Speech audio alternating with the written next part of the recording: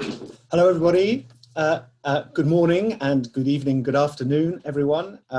Good afternoon, late afternoon, perhaps, to our distinguished guest speaker, Jennifer González, and good morning to all of you joining us from Australia.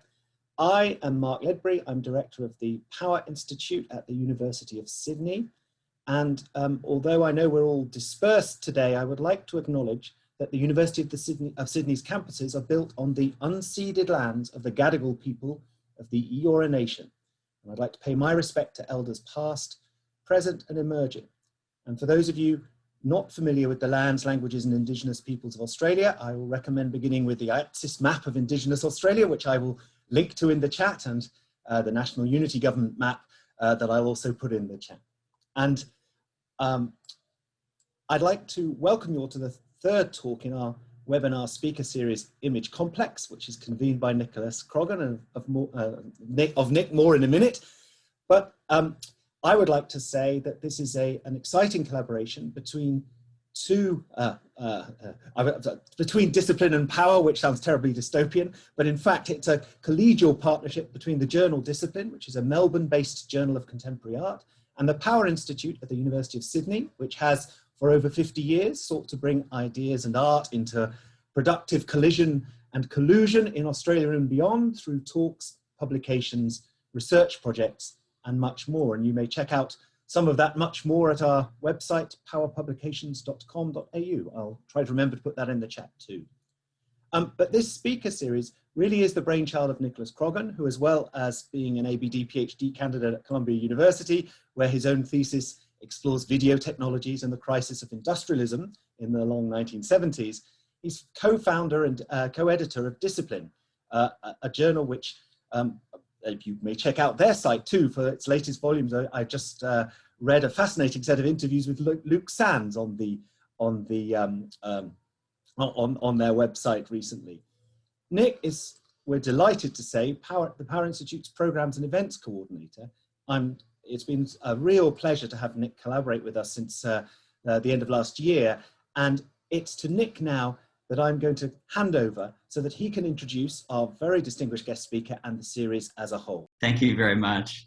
To talk about your work, I thought we'd start with perhaps your most recent publication, which is a volume, a critical anthology of writing on Chicano and Chicano artists and art practices, which you co-edited with Seyondine Chaboya, Chon Noriega, and Teresita Roma, who are people that you've been working with for a long time. So I was wondering if you could tell us how you first came to write about Chicano and Chicano artists, and perhaps your academic background before that.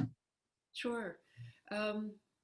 Well, actually, you know, what's interesting is I studied philosophy as an undergraduate, and I was steeped in Western philosophical tradition and came to thinkers like Foucault and Jameson and other thinkers at the latter part of my undergraduate training. And I also studied fine art as an undergraduate.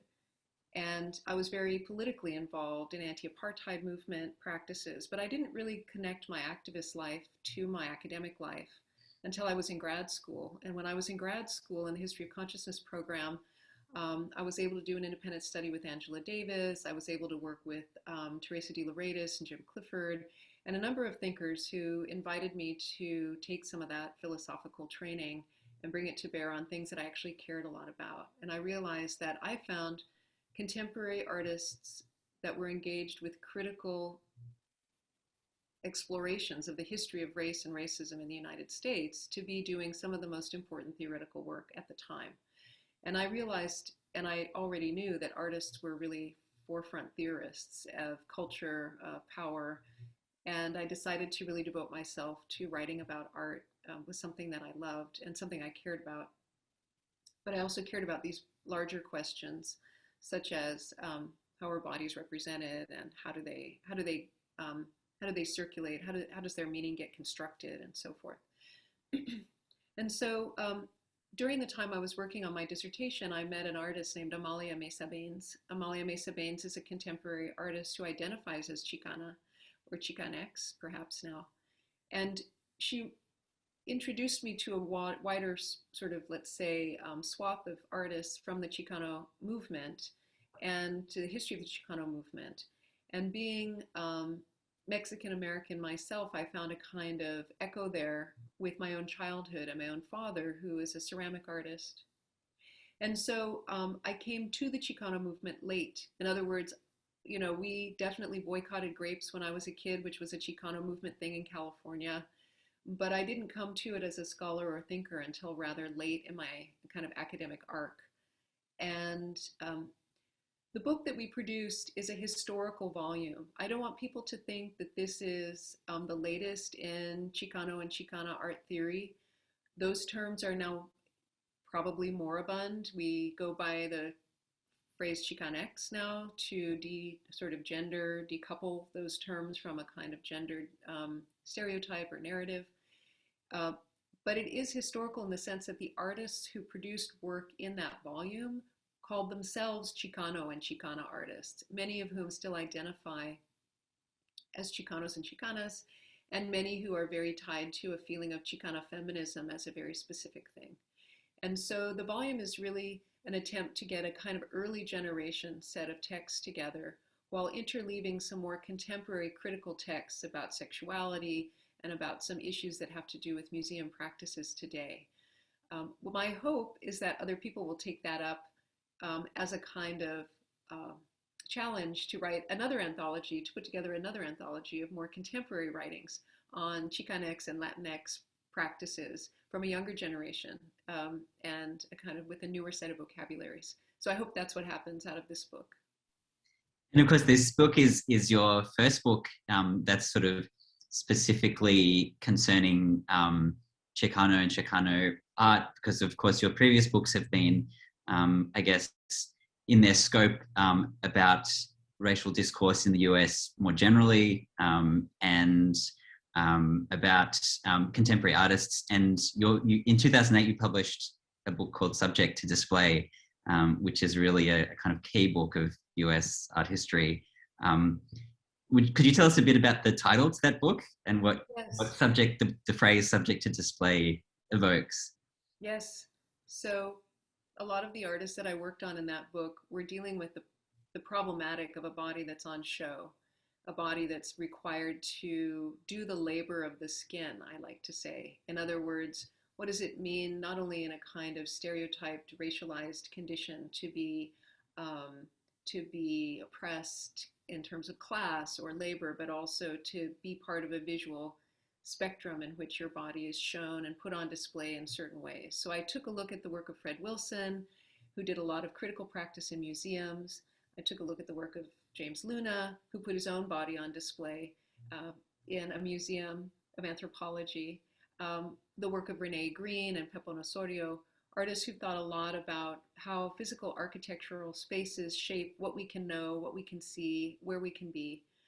And the title really came from the fact that people are subject to being put on display, whether historically in racialized discourses or in eugenics or in some other kind of a visual culture framing.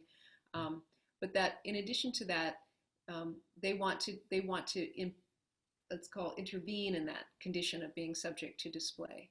So part of the goal of the book was also to get people who think about museum representation, collecting practices, and circulations of images to think about how display always subjects some people to some kind of framework, whether it's voluntary or involuntary. And of course, it'd be remiss of me not to mention, especially given my own interest in technology and art, to ask about one of the contexts in which you were writing this book and your research on race and embodiment and subjectivity, which is the sort of 90s techno-utopian moment of the internet and the World Wide Web as a potentially new space for subject formation that was perhaps liberating and perhaps controlling in new ways. Could you say more about that yes. context and how that's perhaps changed, given that we're now talking through Zoom? Yes, I'd be happy to. Another strain of my academic work is about cyborg bodies and digital space. And I have quite a few articles that are not yet collected in a volume, although it makes me think I should do that, that think about what is the cyborg body, how does technology participate in the construction of racialized conceptions of being. I looked at, in another article about early artificial worlds, where in some cases, users had to select from various specific racial types in order to participate in those artificial worlds. I thought a lot about how the claim to a kind of race neutrality in contemporary digital space was actually whitewashing of the fact that people bring with them their own racial proclivities and stereotypes, and that just because we're on screen doesn't mean that they somehow disappear. And they don't disappear from the way people engage artificial space any more than they disappear from the way people engage real space. So those are some of the issues that I addressed in numerous articles on sort of online space and digital bodies over the years. I think today it's an interesting question. I actually think that the kind of exhibitionary complex that museums participate in is now expanded to the internet and expanded to our iPhones. And I think our iPhones are a very powerful form of exhibitionary complex in which we're interpolated into belonging, into various kinds of spaces of articulation, racial articulation and display. So let's call it cautiously optimistic that one of the upsides of that is that people are finding each other across different kinds of national divides. People are finding and being able to collaborate in terms of thinking critically about how we move forward in critical race studies. People are thinking about the body differently, maybe, in some of these spaces. But I don't think that we've arrived at a necessary solution to some of the issues that we're dealing with in terms of racialized bodies. In fact, I think, if anything, we also see the simultaneous and parallel circulation of more white supremacist articulations of the body, more siloed communities that don't communicate with each other, that don't actually share image cultures. And I think that that's something that we need to think critically about.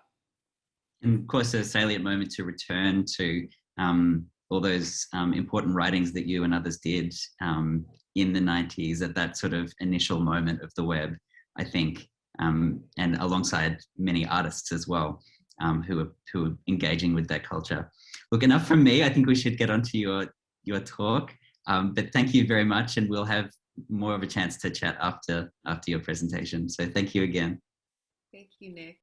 Well, I would like to thank the University of Sydney and the Power Institute for the invitation to speak with you today. And I apologize, I will be reading just for the sake of time.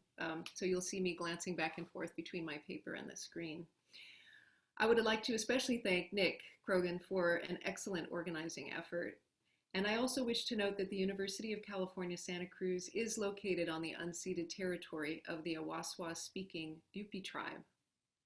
The Amamutsan tribal band, comprised of the descendants of indigenous people taken to Mission Santa Cruz and San Juan Bautista during Spanish colonization of the Central Coast, is today working to restore traditional stewardship practices on these lands and to heal from historical trauma. My talk today is entitled Fearless Speech, Performative Words in the Work of Theresa Hak Kyung and Sharon Hayes. Cassandra, a priestess of Apollo, uttered true prophecies, but was never believed. Her cursed existence on earth derived from her refusal of sexual favors requested by Apollo as payment for her gift of foresight. Cassandra was, in her own time, a parrhesiastes. Michel Foucault defines the parrhesiastes thus, this was my image for Cassandra.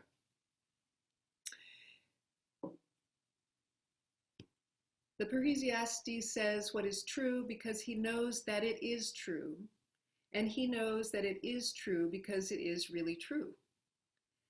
The parrhesiastes is not only sincere and says what is his opinion, but his opinion is also the truth. He says what he knows to be true.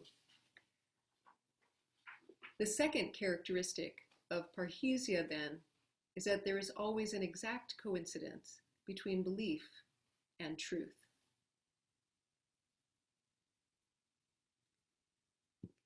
But parrhesia is not just any truth uttered. It must be a truth that also puts the speaker at risk or in mortal danger. Cassandra was eventually murdered by her captors after the Trojan War. Foucault offers another example, Cruz, the Athenian priestess who is raped by Apollo and later forced to abandon her illegitimate son in Apollo's temple. Eventually, she publicly accuses the god of his misdeeds, saying, "O you who gave the seven-toned lyre a voice which rings out of the lifeless, rustic horn and lovely sound of the muses' hymns, on you, Latona's son, here in daylight, I will lay blame." Unquote. The god who stands accused is much more powerful than the woman who is speaking, yet the speaker knows that her words are true and must be voiced. Foucault writes, there is a contrast drawn between the music of Apollo with his seven-chord lyre and the cries and shouts of Cruz, who cries for help as Apollo's victim, and who also must, through shouting, malediction, speak the truth the god will not utter. For Cruz delivers her accusations before the Delphic temple doors, which are closed. The divine voice is silent, while Cruz proclaims the truth herself. Unquote. Standing outside the pillars of power, without a proper platform for speech, Cruz's voice is not musical, but it is true. Foucault's recuperation of the Greek concept of parrhesia for a series of lectures in 1983 during the early years of the AIDS crisis, when queer and racially marginalized communities were fighting for the right to speak and be heard, was particularly apt. A gay man seeking to historicize the voice of women, Foucault died of AIDS in 1984, a time when the doors of the medical and political institutions were still closed to the truth. Today I speak, and in speaking already activate the very mechanism I explore. In translating voice or speech into other media and visual signs, highlighting the conditions of its possibility or limits of its potential, artists draw our attention to voice and speech as a medium, and enact a kind of fearless speech. The word voice comes to modern English from the French voix, which derives from the Latin root vox, referring to the human voice. Eventually, however, the word also comes to mean the sounding or voicing of many things. Sound produced by a musical instrument, the vocalizations of animals, and the intimate voice of things. Even reason is given a voice, as in the voice of reason. The voice is both the most banal, regularized, and daily activity of our lives, and at the same time, the place to which we attach our affective register, our gentle tones of compassion, our unmovable shouts of conviction, the voice of the people. To vote is to voice. Whereas speech comes from Germanic origins, the Northern sprich, an utterance of sentences. To speak is to use words, whereas the voice can remain counterlinguistic. Speech requires listening, a joining of two or more subjects. Speech always points to something. It is a vector of ideas wrapped in a material form. Speech, in other words, has an implicit teleology. That teleology is meaning-making. There can be some difficulty in speaking about two artists, Theresa Hak Kyung and Sharon, about whom so much has already been said and already written. Both have a rich and complex body of work that draws to it the energy and admiration of other artists, scholars, and activists. Today, I want to press Foucault's use of parrhesia into service, but not collapse these subtle artworks into a purely instrumental reading. I want to draw out more explicitly their critiques of US militarism, without reducing this critique to a narrow conception of the political, because there is nothing narrow or simple about the political, and this is part of what we learn from these works. Theresa Hak Kyung, an American writer, producer, performer, and director, was born in 1951 in Busan, South Korea, and died in New York City in 1982 at the age of 31. She was murdered by an unknown assailant. In the 1970s, she received 4 degrees from UC Berkeley, a BA in comparative literature, a BA in art, an MA in art, and an MFA in art. There have been several major retrospectives of her work, I believe most recently at the Berkeley Art Museum in 2018. Cha was fluent in Korean, English, and French, and is best known for her experimental novel Dictée, which was published the year of her death, and explores the force and domination of language and the power of female resistance. It references war, the experience of Koreans under Japanese occupation, the complicity of the United States government in perpetuating violence, and the complexity of living across and between systems of meaning, linguistic intersections, and imperialist constraints. Its influence has been exceptionally widespread. Mayuk Sen's review of the book in last August's issue of The Nation rehearses its history and situates its influence in contemporary Korean American literature.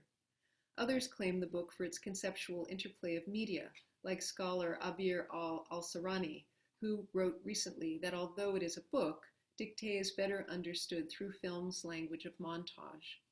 The conceptual registers of the book work through poetic sequences that are both textual and photographic. As a call to its audience, the book develops from and responds to more than a written tradition. It is also a visual document, an affective document, a cinematic document. Scholarship on Dictée is extensive and quite brilliant, including Writing Self, Writing Nation, especially Lisa Lowe's essay, Unfaithful to the Original.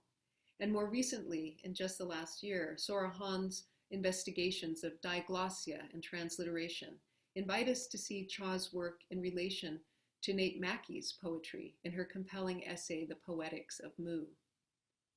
I won't and can't do justice to the rich literature about this text, but mention it here as a frame for the performance that will be my primary focus. In brief, Dictée is a multilingual form that is counter-national, counter-colonial, insofar as it destabilizes the location of meaning and effectively undermines the institutionally sanctioned etymological impulses exhibited at the opening of my talk. This is true also of one of her better-known performances, Aveugle Voix, or Blind Voice. The year is 1975. Following the withdrawal of US troops 2 years previously in 1973, the Vietnam War has officially ended with the North Vietnamese invasion of Saigon. Let us keep in mind that the Vietnam War followed the Korean War, which lasted from 1950 to 1953, during which time Cha was born. She lived 10 years in Korea, surrounded by the aftermath of that war. What many people fail to remember in the US, because it is overshadowed by Vietnam, is that the Korean War had a larger proportional civilian death toll than either World War II or Vietnam. It destroyed nearly all of Korea's major cities. There were thousands of massacres on both sides, and the torture and starvation of prisoners of war by the North Korean command. North Korea became among the most heavily bombed countries in history. Most of the firepower was supplied by the Americans. How can we best read Cha's public performance on the streets of San Francisco? Aveugle Voix, which the artist translates as blind voice on this folded cloth announcement, might be read as an enactment of unspoken speech. We see that there is a chiasmus, mirroring or doubling element to the text. The English words blind and voice are reversed, as in a mirror, or alternately a pseudo-shadow of the French words. Phonetically, the phrase aveugle voix can also signify the blind sees or blind seeing, because voix, voice, and voix, sight, sound the same in French, as does the word voie, way, spelled V-O-I-E, which also could include a blind path or a blind direction. Her carefully choreographed performance combines several signifying elements to consider together: the artist's clothing, her actions or gestures, and the stenciled letters. For the performance, Cha wears the classic white color seen at a traditional Korean and Vietnamese funeral.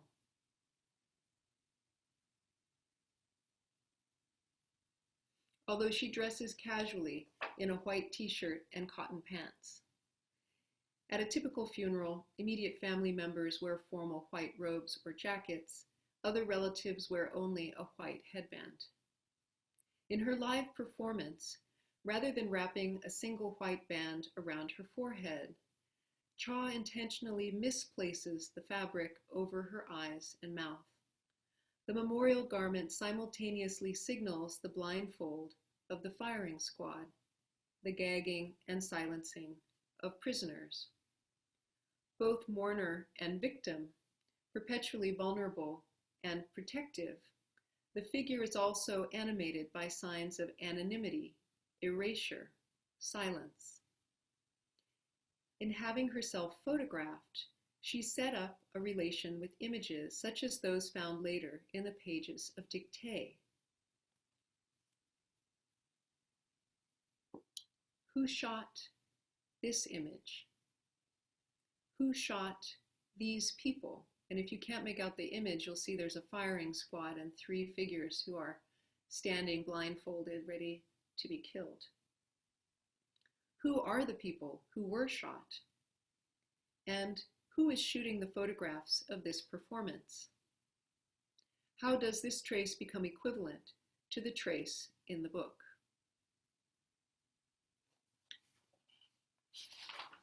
Performatively and literally occupying the interdependent subject positions of victim and mourner, Cha's doubling precludes simple positionality.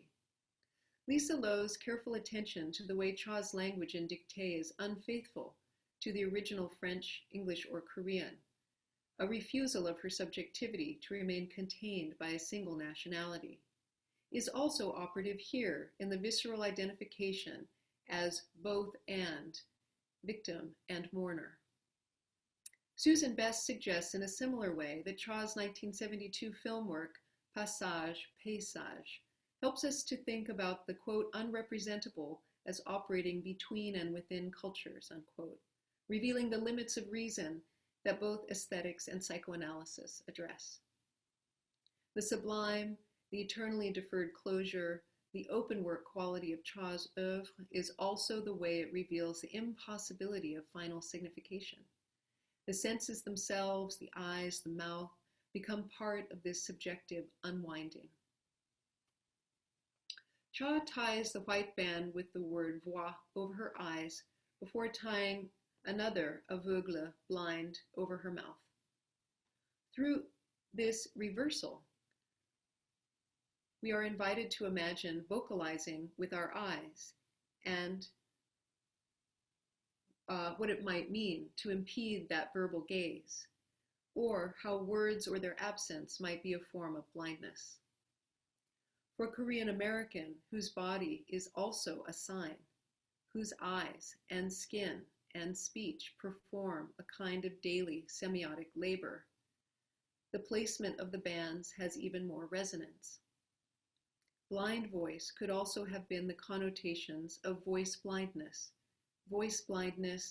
word blindness, a condition of not being able to see linguistically, as in when we use the phrase, I see, for I understand, I comprehend. For Cha, who has confronted a new language not once, but twice, the complexity of the blind voice, or voice blindness, registers corporeally as well as conceptually. After tying the bands around her face, Cha begins to unroll the white cloth banner. The scroll may reference a long tradition of painting and calligraphy in Korea, but it also works as a political banner and finally a ceremonial mat for sitting on the earth during mourning. After walking carefully and slowly backwards with the scroll unwinding in front of her, the artist reveals words one at a time that seem to precisely contradict their capacity to make meaning. Words fail me. Sans mot, sans voix. Without word, without voice.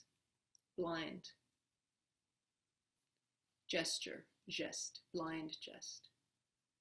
Words without a voice are perhaps a blind gesture, but can this performance still be read as a speech act? If the performance is a form of silent writing, the body makes each sign concrete. After carefully placing the banner on the ground, Cha walks around it with slow, dance-like steps and movements, squatting near its edges, and eventually reaching out on hands and knees to feel the words like someone reading Braille. We can see in this last image how she has moved the fabric with her hands, making small scallop-shaped circles on the soft surface. The gesture is touching, the gesture is blind, the gesture is silent. There is also an emergent materiality that grounds the sparse and open text, that brings it closer and closer to the flesh. Cha carefully chooses the stencil for the lettering in blind voice. There were certainly many stencils she could have chosen.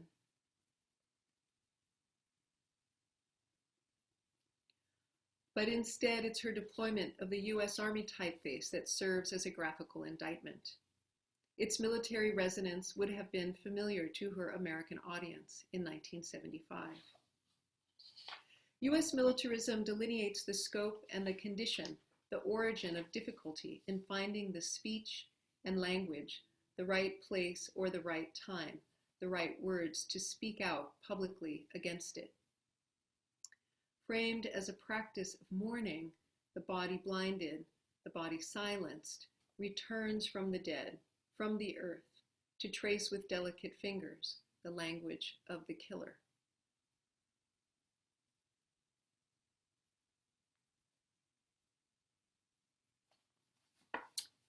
When words fail, is there a residual poetics?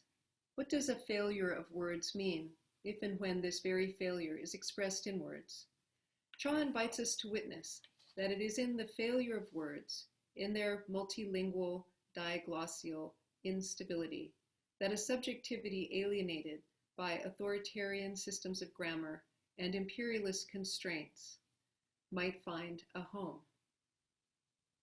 Edouard Glissant suggests that the vivid contrast among the languages of the world constitutes the desiring flesh of a poem. Language is the fluid, mercurial, and barbed wire limit of that flesh, that home, the silver-tongued knife slice, the finely measured frame of meaning. Economies of textuality define individual subjectivities, encasing them, framing them, defining them. We are caught in this web of linguistic possibility, linguistic hegemony. We acknowledge the insight of Wittgenstein's prison house of language.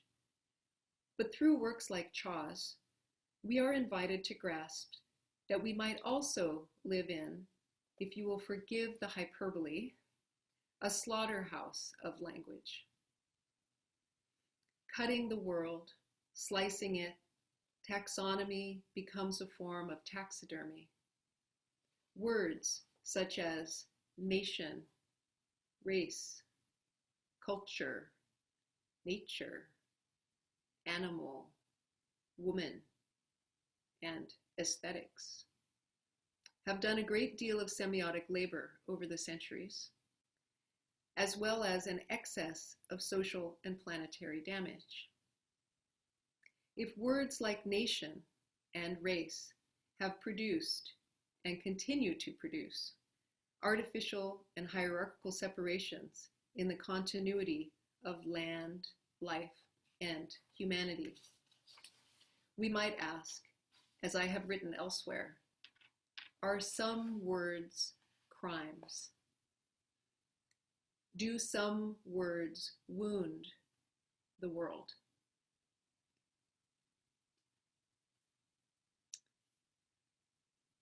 What wound does the word woman continue to inflict, for example?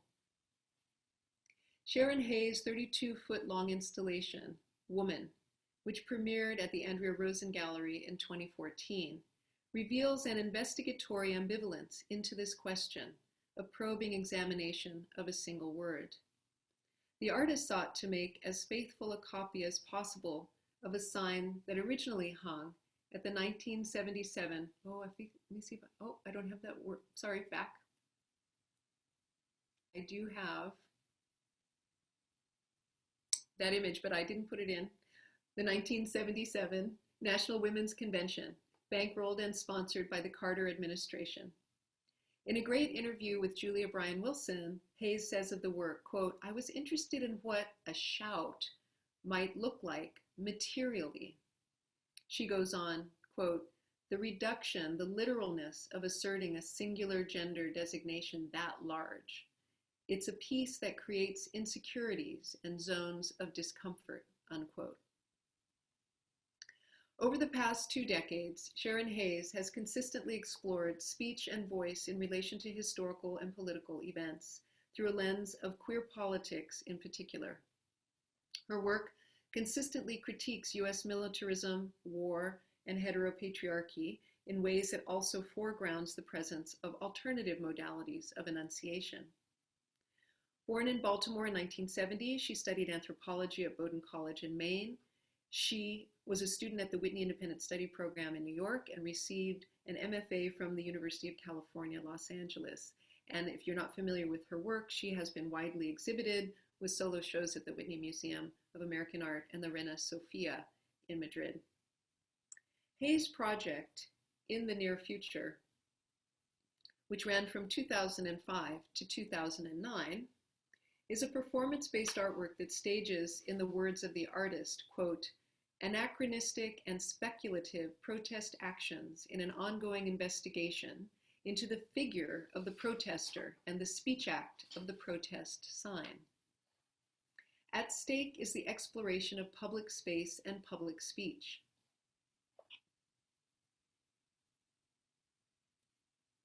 Enacted in New York, Vienna, Paris, Brussels, and Warsaw, the solo performances were intended to revive and investigate international protests from 1968.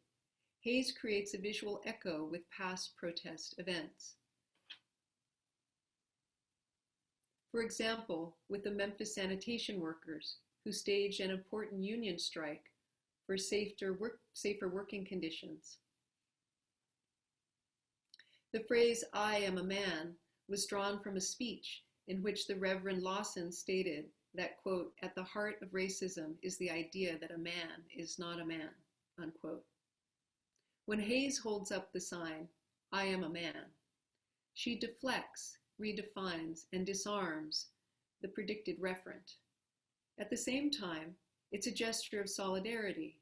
She's also inviting the general public to take issue with her self-designation. Is Sharon Hayes a man? Is Sharon Hayes a Black man? Does holding the sign require her to be the first person singular to whom the sign refers? Or is she queering both positions? Is it okay for a white, non-cisgendered woman to hold this sign? Why should we assume she is a woman? Other signs, such as "We are innocent," take us back to ACT UP and AIDS protests of the early 90s and other queer liberation movements. Following J.L. Austin's How to Do Things with Words, Hayes prefers to think of her events as actions and reactivations rather than performances. She rejects the term reenactment to describe her work and prefers the term re-speaking. Re-speaking is a kind of oral-to-oral translation, moving from voice to voice, Hayes suggests. What is critical in this series is not merely the fact of her reactivating the past histories of protest, but also disrupting the present conditions of local forgetting. In the process, she's also keenly aware of her own position, her own history, gender, and ethnicity. Hayes consistently works to decenter, complicate, and unravel simple gender binaries and normative positions. When the work is shown in the gallery,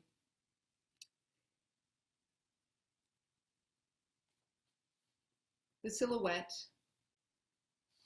of the audience becomes an interpolative moment, resulting and resituating in the life-size shadows of spectators on the center of a transnational movement. I'll just go back a moment. So this is what the slideshow looks like. And here's the body again in front. While scholar Claire Bishop reads this kind of gesture toward the past as a form of melancholy, I read it as a hopeful resuscitation of the very act of protest, including a protest against gender normativity and historical forgetting. There is much more that I want to say about Hayes' works. I'm just checking the time. I feel like I've been moving along at an even faster clip than I thought, which is great. So I may actually come back to some of these works. But in the interest of time, I'll just focus on two more works and then bring things back to parrhesia. In Hayes' work, a street event of 2008 titled, "I March in the Parade of Liberty, but as long as I love you, I am not free," the artist holds a megaphone and reads texts that pair intimate murmurings of affection, desire, and longing for contact with frustrated concerns about unending military aggressions on the part of the US government, the bombings of Baghdad, and other acts of state aggression. The work recently was re-screened at the new museum, leading up to the most recent US elections, 12 years after its first appearance there. "Dear lover," begins Hayes while speaking into a megaphone on the street. "Why don't you call me? You refuse to answer my messages, my letters, my phone calls. But I know the ears are the only orifice that can't be closed. You would be surprised how different it is here now. No one seems to talk about the war. It's like we can't find the words. We're tired of saying the same things over and over. There's no movement here, and yet so much happens. In May, I started a list of things I wanted to talk to you about. Cheney's pompous warning to Iran, the Blackwater scandal, the bombings at the Al-Ghazal market, and all this hurried talk of Baghdad returning to normal," unquote. I find this to be one of Hayes' more compelling and contradictory works. Her coaxing entreaty, her wistful loneliness gradually begins to position the US government, the hegemony, as the unresponsive lover. Unresponsive to numerous letters, to the marching and the shouts of thousands of anti-war protesters who bang on the door from the outside. Suffrage, the call and response relation that seeks transformation and change, is shown to be failing. Words are elusive, their repetition ineffective. The sender cannot be guaranteed a receiver. We begin to wonder whether Hayes' love for her country, or a love of liberty, is a kind of hopeful patriotism, a wish to finally be heard and responded to in the domain of the political. And what does it mean to be free of that love? As Janine Tang notes, the threading of desire and demand appears in her phrase, quote, "I'm trying to find a different way to talk to you," unquote. Scholar Rachel Haidu notes that Hayes is both herself and other people, in particular all the other people who are marching, who feel betrayed precisely by the public that refuses to hear or see them. It's not merely that some language in her speech refers to her love story and some refers to the historical situation. Haidu's nuanced attention to the tonality of the work is instructive. timorous voicings contrast with political harangues. Recollections of lovers' intimacies interrupted by shouted slogans from gay liberation marches and AIDS activism. Patrick Greaney reminds us that Sharon Hayes' enactment of performances is not strictly performance, according to the artist again, but rather an utterance which does something in its repetition. Politics is always formed in a repetition of affect, a rehearsal of feeling, and a fantasy of representation. Every utterance relies upon the infinite regress of possible combinations, selections, and rejections of words and positions, exclusion and inclusion of voices.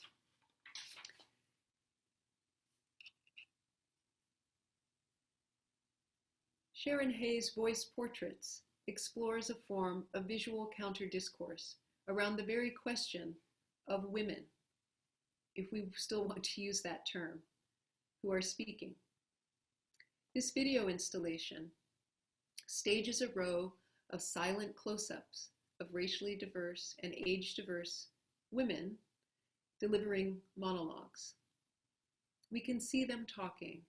They clearly address us and interpolate us as their interlocutors, but we cannot hear what they are saying. A frustrating yet surprisingly compelling articulation of the ways women's voices can be silenced.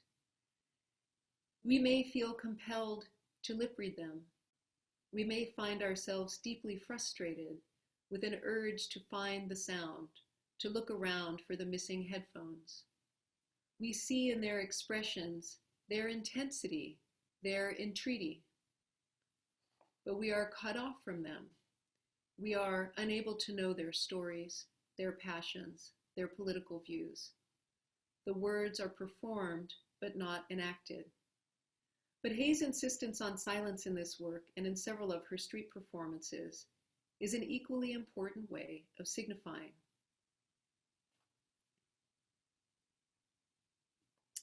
Expanding Foucault's analysis of parrhesia beyond the domain of literal speech, political theorist Banu Bargu offers a careful analysis of what has become an increasingly common phenomenon: international and migrant detainees who self-silence by sealing their mouths shut in protest. Tied to hunger strikes, their lip-sewing act can be read as what Bargu calls the, quote, silent exception, unquote. How can we read this silent action as a form of political speech? Bargu writes, reading silence as a modality of parrhesiastic practice entails moving from a conception of parrhesia as the enunciation of the truth to parrhesia as the enactment of the truth. But these forms of silence must take place in the public, unquote. I find Bargu's argument convincing that embodied silence can also be a form of fearless speech. This theorizing of parrhesia as an enactment of truth that might exceed the sounds of speech by referring to the impossibility of speech is very convincing. When words fail, as in the silent work of Theresa Hak Kyung, when bodies are silenced, as in Sharon Hayes' voice portrait, when words are not heard, this too is a kind of lived truth that is no less political for its taking form on and in silent bodies, strategically deployed in public space. A new subjectivity emerges from the radical desubjectivation that takes place by choice in both of these works, in several of these works. A counter-subjectivity emerges and stands against prevailing conditions and identifications. This unraveling of the fixed subject, this undermining of linguistic faithfulness, counter-categorical refusal, this too is a form of truth, truth-telling, this too is a risk in the search for the radical potential of political speech. I wish to close, and I'm happy to come back to more of these works in conversation with you, as I've managed to be quicker than I thought, and I'm happy about that. I wish to close by dedicating this talk to the three women, Mursal, Wahidi, Sadia, Sadet, and Shahazna Raufi, who were killed in Jalalabad on Tuesday for working at a radio and television media outlet. Thank you. Thank you very much, Jennifer, for such a beautiful talk. I'm sure our audience has many questions, and I'd encourage everybody to type in your questions using the Q&A function. While you're getting your thoughts together, we have a couple of invited questions. The first is from Susan Best, who's joining us from Brisbane today. Susan, who you mentioned in your talk, is a professor of art history and theory at Queensland College of Art at Griffith University, and the author of a new book, which is called, coming out this year, is called It's Not Personal, Post-60s Body Art and Performance. So thanks for joining us, Susan. Thanks, Nick, and thanks very much, Jennifer. Goodness, very hard to quickly respond. I'm always terrible at questions, but if I'm understanding the trajectory of the argument in this talk, it's that you're sort of opening out what can count as speech. So obviously silence in this instance, the body. My question is, what's at stake in a sense in taking, say, both Cha and Hayes, where I guess in the past we might have thought about their work as, to use Liz Cotz's term, words to be looked at, or as writing. What's at stake in this shift across thinking of these kinds of works as speech rather than, I guess, how would we have thought? We would have thought of them before as words to be looked at. So I'm really intrigued by the move that you're making there. So that's my question, managed one. And thanks. Wonderful, wonderful question. Sharon Hayes writes about her work as a form of making sentences sometimes. And I completely agree with the fact that we, and have historically, and we currently can still look at this work as a kind of writing, as a kind of spatialized writing, as a kind of working through the linearity even of text. If you look at Cha's performance and the unrolling of the scroll, it's a kind of written mode. If we're gonna move into that kind of linearity of the text, right? The words come forward the way we might read them, and we do read them, and there is a reading that's going on. What I was trying to get at was not to deny that there is a writing taking place, but that we want to think about the work as a kind of speech act insofar as it does a very specific kind of critique of power in relationship to the power that is a condition of risk. And I didn't go very much into detail because I wanted to get, that is to what I was already saying, but I would have, given more time, gone into a little more detail about risk involved and bodily risk, and thinking about what it means to be a female performer in public space. Cha's performance happened at night on the streets of San Francisco under electric light. It happened during, she was barefoot. It happened during a time of many kinds of outdoor performances. It wasn't, in that sense, unlike many other feminist performances, radical activist performances of the time. And what I'm really interested in drawing in Banu Bargu's thinking about the kind of silence that she maintained is that in addition to it being a kind of conceptual art form of writing, it's doing much more than that. It's actually a form of parrhesia. And to claim it as a form of parrhesia, where the voice is in fact repressed into a form of silence, it relies upon the form of enactment, it relies upon the form of embodiment, and it relies upon the form of publicness, as it were, in front of institutional structures that are closed and barred. That brings us into this question of the form of parrhesia I'm interested in evoking today. Yeah, thank you for that great question. Thank you very much, Susan. Our second question is coming from here in Sydney, from Veronica Teo, who's a Chilean-Australian art historian based at Uni New South Wales Art and Design.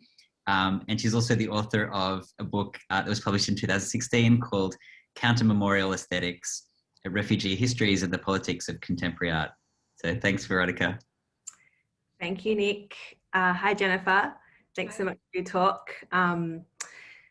My question is actually related to risk, so I think that's suited to you wanting to expand on that.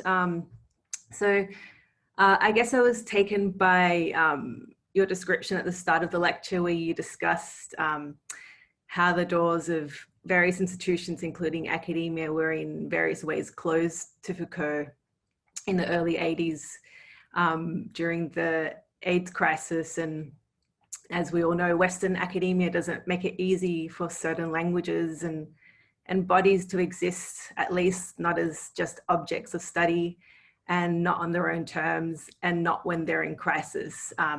So certain bodies are always at risk in this sense. So my question is, as you were talking, I was, I read your words that you were speaking about today as a form of political speech and as a form of parrhesia themselves. And so I wondered what for you is at risk when you're speaking on the level of discourse and archives and epistemologies. So you're asking me about my own level of risk, is that correct? Yeah. Yeah. So I think we have to think in a kind of open way about what risk constitutes. So there are the forms of disciplinary risk-taking that happen in the academy when you introduce new vocabularies, or you want to recuperate works that have already been well worked over, to do some kind of new semiotic labor. There are certain kinds of intellectual risks that get taken in the academy. I would say what's interesting about the academy is that once you arrive at a particular professorial status, you're protected in an interesting way from certain kinds of, let's call it, risks of poverty. And so just to put it in perspective, I grew up very poor. And I remember when I got my job thinking, wow, maybe I'm not going to be poor. And I think what's interesting about the academy, I'm just trying to think about risk here, right? So there's intellectual risks, there's physical risks. My position is very protected as a university professor. My position is institutionally framed, if you will, right? There's a certain amount of risk that one takes in a field, but it's also the case that there's a kind of underlying power structure within that field. So let's take something like the discipline of art history, for example. I would say that today, the work that I'm talking about is well established in the discipline of art history, and the approach I'm taking might be slightly less familiar, but I think that the discipline of art history has its own constraints, and those constraints have historically been Eurocentric constraints, and taking certain kinds of work seriously and not taking other kinds of artwork seriously, and making space for certain kinds of conversations to happen around critical race studies, or sometimes in queer studies, and or marginalizing those conversations.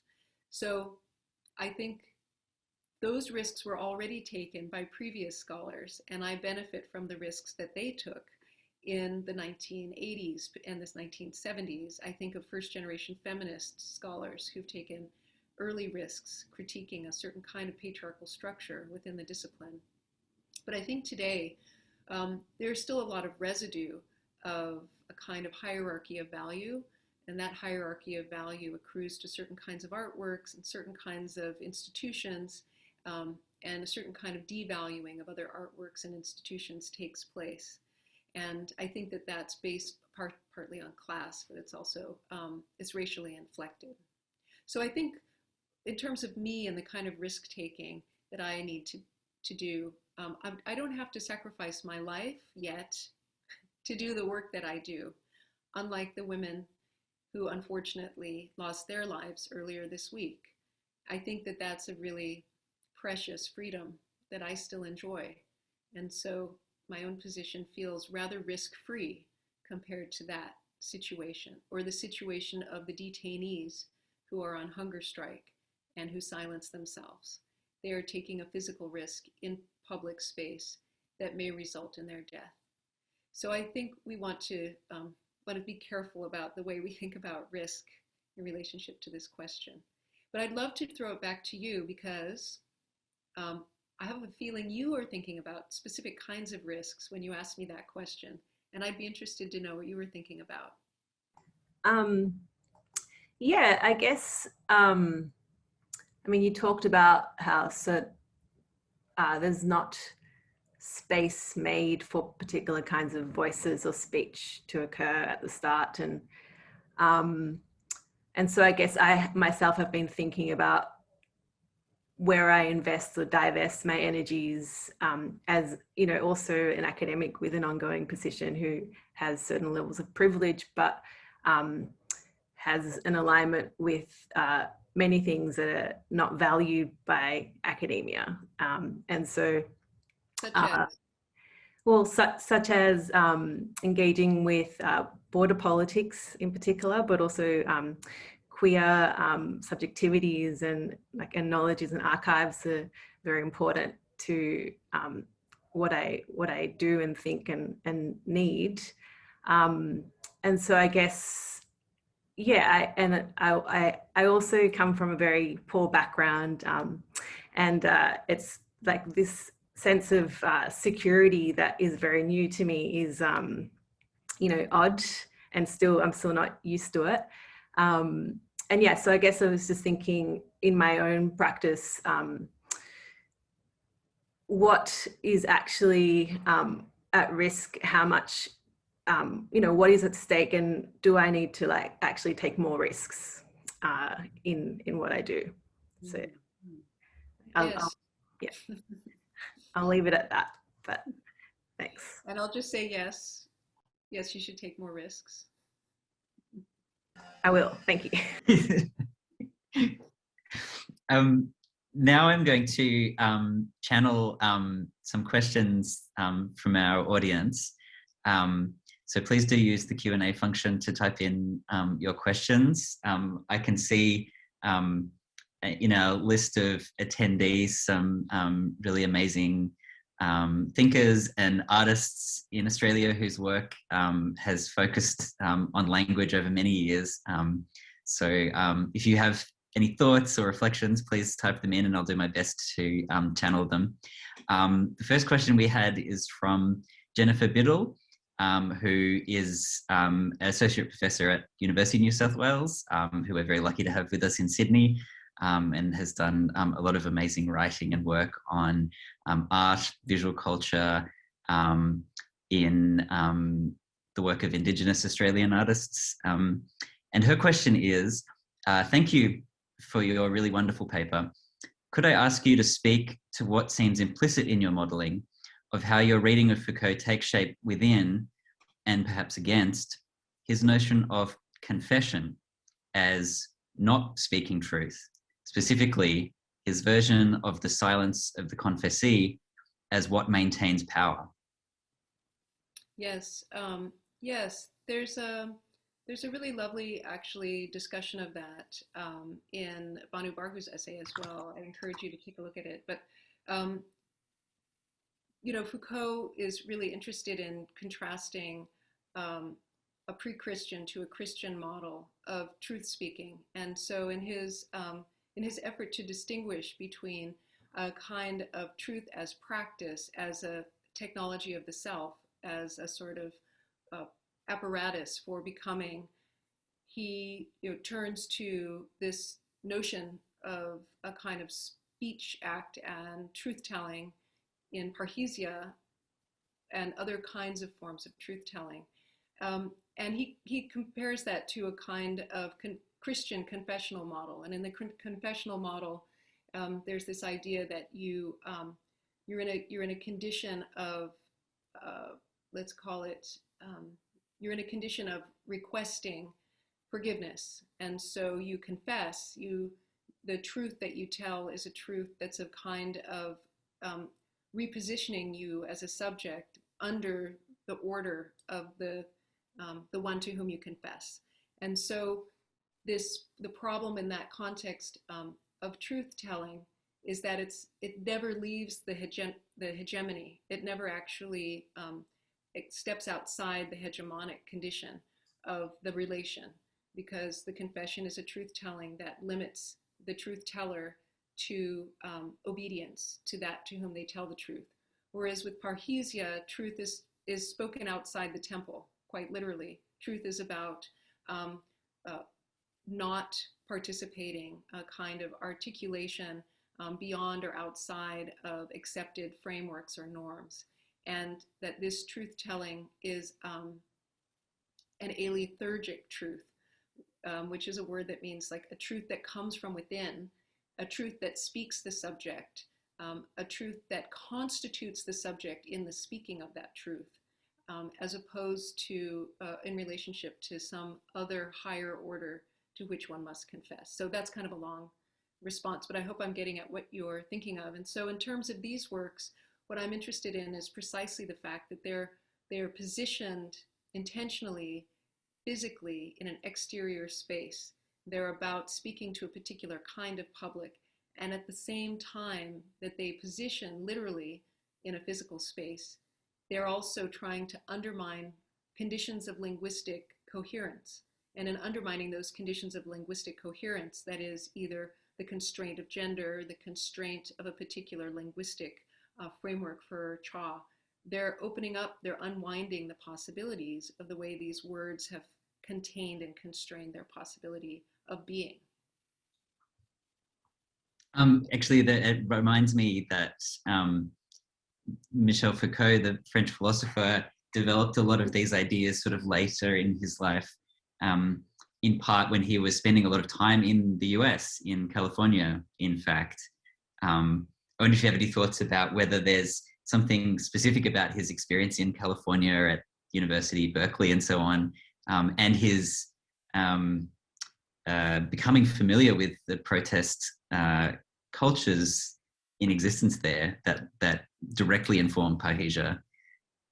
That's a great question, and I do not have the answer. I'm not a Foucault, I don't know much about his biography, particularly in terms of California time, but the lectures were at Berkeley, the ones that kind of led to the Fearless Speech collection. And I do think, in fact, he was moved and motivated by what he saw happening in the US. I think Berkeley is an interesting place for him to pursue these lectures because of its history in the free speech movement and the sort of claim to being a kind of origin or an story in the free speech movement, UC Berkeley. So I can imagine, so here I'm projecting, I can imagine that coming to California, possibly being able to experience the liberation of a very relaxed gay culture in San Francisco, being able to possibly be out quite a bit more than he was able to be in Paris, and to be in a context in which free speech, the idea of free speech, was a kind of framework, I think probably had an impact. It's just a guess. Yeah.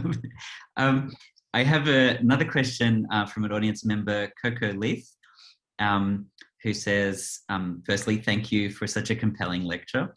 Her question is, with the emergence of more cinematic, artistic, and performative protests, what do you think this shift of the public political space to a gallery of sorts means for the future of artist linguistics? Yeah, that is a really good question. Really nice to think about. One of the things about the works that I already talked about is that they're already engaging a variety of forms. So you see this more in the Sharon Hayes works because I showed more variety of her works, but it's clearly the case also in Cha's works, who worked across photography, video, live performance, and text writing. And I think that they were already, and they are already, employing this diversity of forms in order to enact a kind of multimodal or multilingual protest. So just that as a kind of preface, it seems to me that the question is really referring to online, the condition of maybe online life, maybe the idea of the phone, or the idea of the condition of watching rather than going out and actually being physically in the street. The way in which we learn about what's happening internationally always comes to us through the screen and so forth.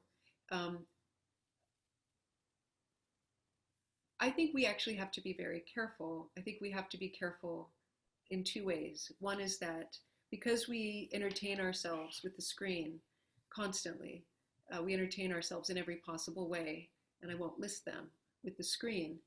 When we then come to engaging political issues or violence or injustice through the same medium, I'm genuinely concerned that we just absorb it like another kind of entertainment. And so the question is the screen a helpful mediation?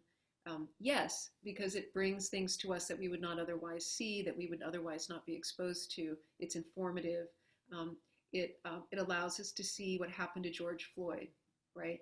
Who was the unfortunate man who was suffocated by a policeman here right before the Black Lives Matter movement started the protest last time around. So the circulation of images like that is very important, and yet it's of course at the same time problematic. Does it rehearse the violence?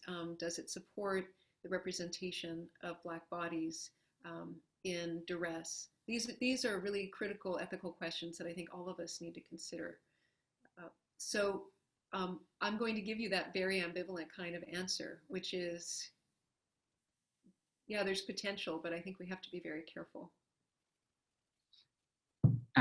Perhaps a kind of related question, or a question that sort of places this perhaps within a sort of art history framework. Many of the artists that you've written about in the past are artists that we often think about in a tradition of something like institutional critique, artists who are pointing to the institutions in which their art is made visible, or in which their own subjectivities are formed. And I guess I wanted to ask you about that movement, or that grouping of artists, and whether you think it's a helpful one, and whether we can place artists like Sharon Hayes and Theresa Hak Kyung as part of that tradition, if it is a tradition.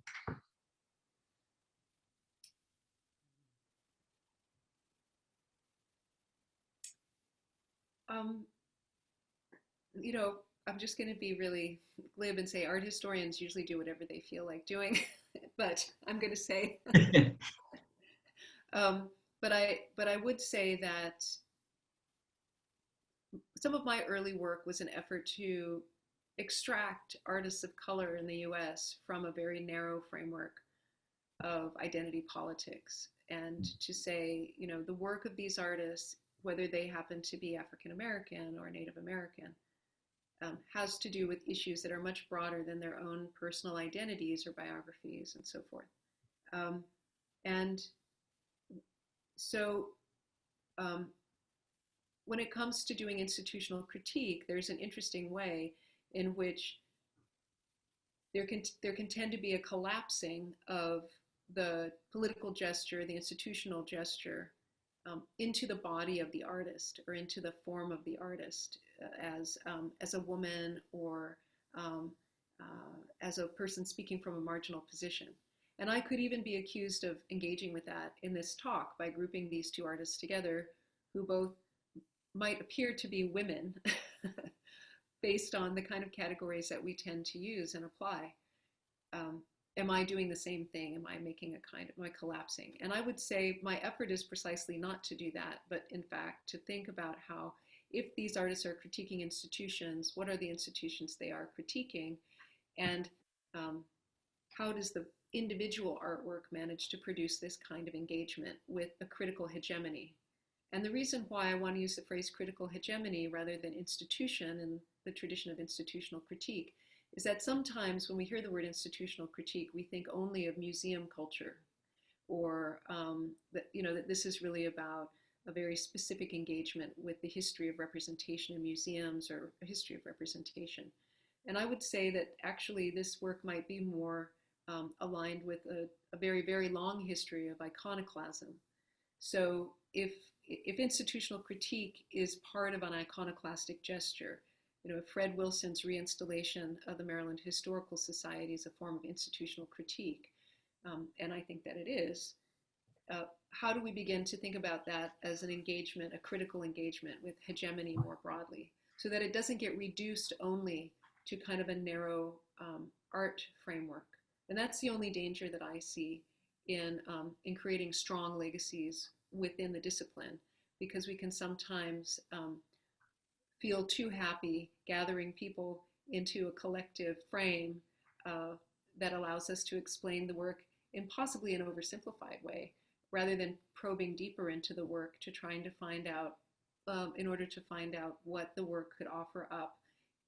In this case, thinking about the political, the body, US militarism, war, those kinds of questions. So I hope that answered your question. It absolutely does, yes. Okay, yeah. Yes, and perhaps as a sort of final question, moving from kind of art historical frameworks to a concept that I know you've worked with for a long time and continue to work with, which is that of abolition, and thinking of the work of the artists that you have written about and talked about today as engaged in a practice of abolition. I was wondering if you could say a little more about that, and perhaps that's also a segue for us to hear a bit about what you're working on at the moment.